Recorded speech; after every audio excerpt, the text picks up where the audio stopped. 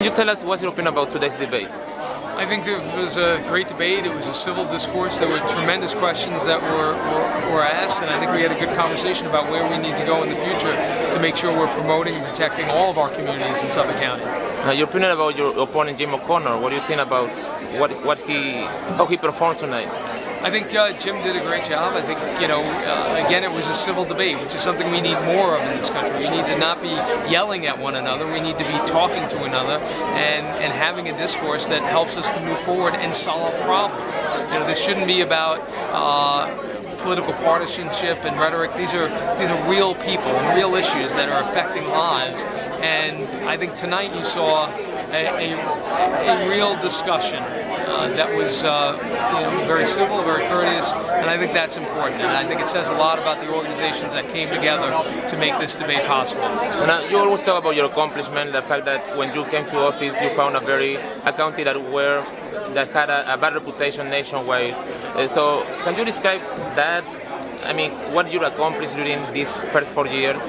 I think when I came into office and Suffolk County had been getting a reputation even on a national level for intolerance, that was something I was determined to change. And I think in 4 years we've completely turned that around. You no longer hear that. You no longer hear that being discussed here. We still have issues. We still have problems that certainly we need to resolve. But where we came from and where we are today are just completely two different places. What would you say are your other accomplishments that you are very proud of?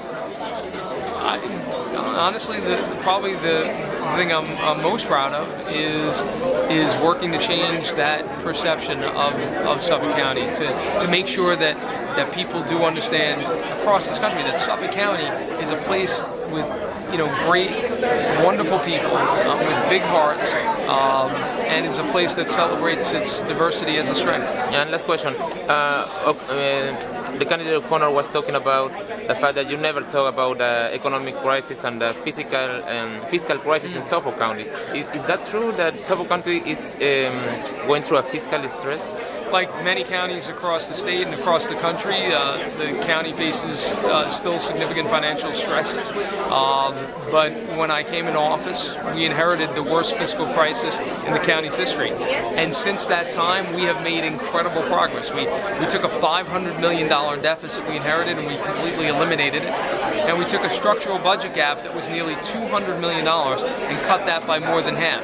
There's still more to be done.